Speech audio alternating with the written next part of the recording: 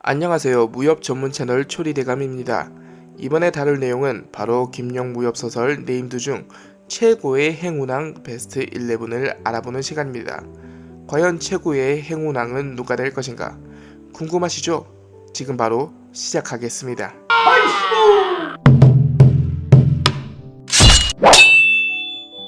10위는 사조영전의 구척이입니다. 실제 구척이는 정치적인 식견이 뛰어난 인물로 몽골과 화친하여 전쟁교를 크게 융성하게 만든 전략가적인 인물입니다. 송나라의 가신들을 베어버리는 우국충정의 마음이 가득한 인물과는 거리가 멀죠. 하지만 김용 작가에 의해 구척이는 다시 만들어졌으며 애국적이며 뛰어난 협사로서 곽정과 양강의 이야기의 시발점을 만드는 인물이 됩니다. 전혀 다른 우국지사로 만들어진 구척이가 행운왕 10위입니다. 9위는 사조영웅전의 제배입니다. 징기즈칸의 목에 화살을 맞추어 목숨이 경각에 달린 상황에서 곽장의 도움을 받아 밀집 속으로 숨게 됩니다. 이어 징기즈칸의 부대가 제배를 찾게 되는데 그들이 어린 곽정을 괴롭히는 모습을 보자 위기 있게 나타나 보르치와 활대결을 벌이게 되고 징기즈칸은 그의 실력을 인정하며 그를 자신의 수하로 삼게 됩니다. 그리고 제배와 보르치는 그 인연으로 안다의 인연을 맺게 되죠. 곽정이라는 훌륭한 제자를 두었으며 목숨을 건지며 징기즈칸의 뛰어난 명장으로 활약한 제배가 행운왕 9위입니다. 8위는 의촌도연기의 장무기입니다. 어린 나이에 처음으로 중원에 돌아와 부모님을 모두 잃고 자신도 현명신장에 당해 하루하루 목숨을 연명하는 처지로 전락하게 되지만 여러 좋은 인연을 만나며 의술에 정통하게 되며 구양신공과 건곤대나이 등 최고의 무공을 배우며 자신의 중독을 치유하게 되고 최고수로 성장하게 됩니다. 거기에 혁객의 면모를 보여주며 명교의 교주로 추대되었으며 그를 사랑하는 여인은 무여 넷이나 됩니다. 그 여인들 사이에서 갈팡질팡하는 게 참 부럽죠. 그리고 명나라의 개국 황제가 될 수도 있었지만 결국 어진 마음 때문에 명교 교주의 직위를 내어놓고 은거하게 됩니다. 개인적으로 참 아쉬운 선택이긴 하지만 이러한 복을 많이 받은 장무기가 8위네요. 7위는 사조영웅전의 곽정입니다. 야율홍기의 욕심으로 인해 가정이 파탄나게 되고 몽골에서 태어나 험한 초원에서 자라나지만 좋은 스승들을 만나 의기로운 청년으로 자라납니다. 또한 그들에게 배운 무공을 통해 야율홍기의 관계로 인해 일어난 왕칸과 징기즈칸의 반목 당시에도 위험 상황을 보고하기도 하고 무공을 사용해 공을 세우며 금도부마로 임명되며 징기즈칸의 예비 사위가 되기도 했죠.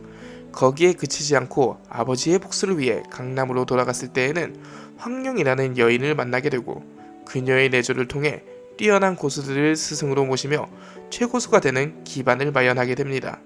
그리고 그는 몽골의 장군이 되어 부귀 영화를 누릴 수도 있었지만 자신이 태어난 송나라를 지킬 결심을 하며 양양성을 수호하는 충절의 상징이 됩니다.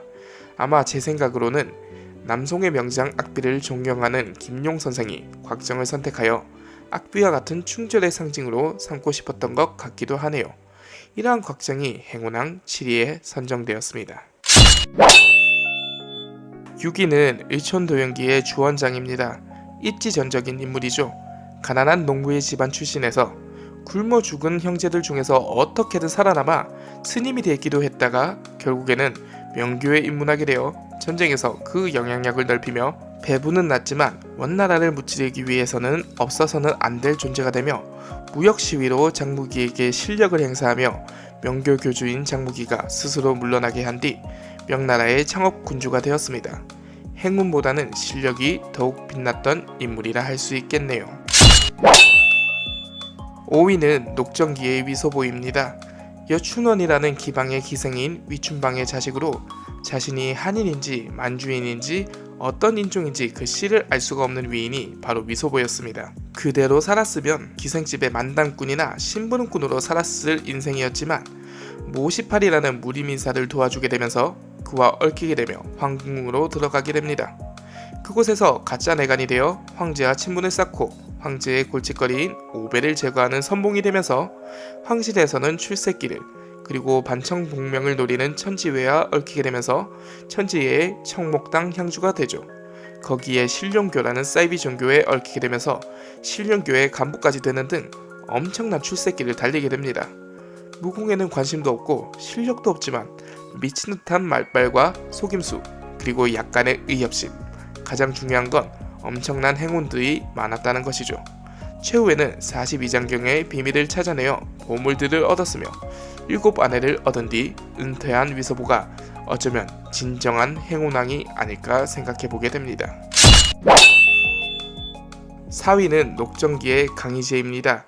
어린 나이에 황제로 즉위하였습니다. 하지만 그에게는 8기군의 4대 공신 중에 한 명인 오배가 있었고, 오배는 자신의 권력으로 어린 황제를 억압하려 하였죠. 하지만 그에게는 총명한 지혜와 그의 수족과도 같은 위소보가 있었습니다.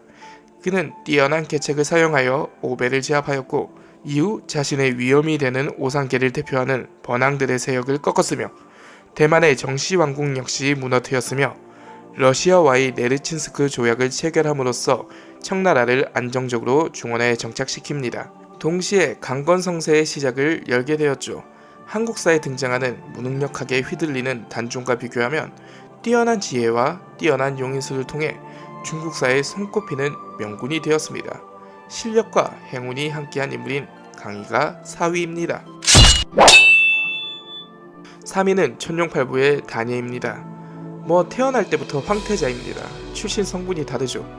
물론 중국 대륙에 비해 아래에 붙어있는 작은 국가이긴 합니다만 그게 다가 아니죠.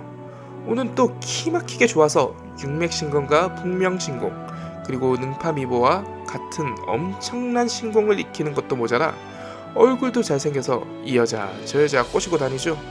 왕언, 오관청, 종령 등등.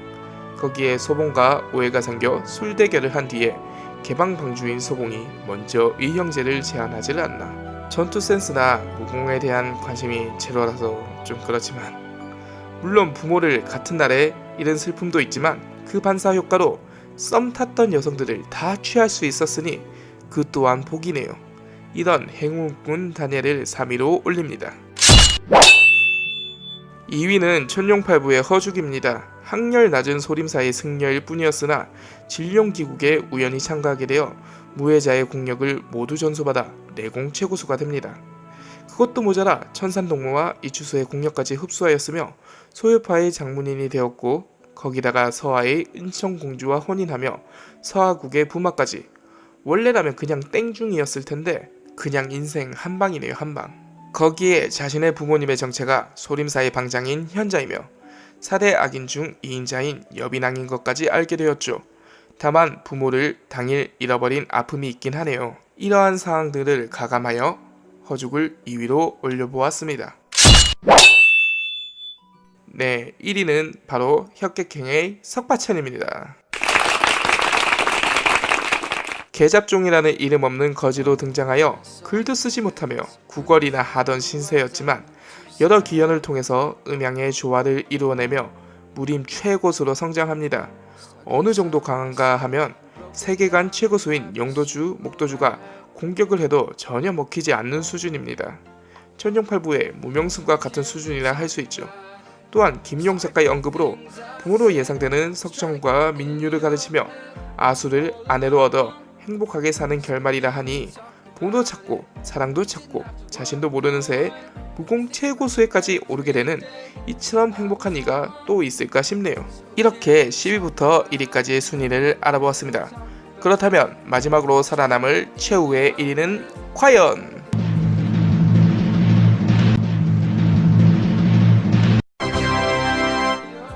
네, 11위는 바로 녹정기의 정극상이었습니다. 아니, 정극상이면 엄청난 개개끼인 인간 아니냐?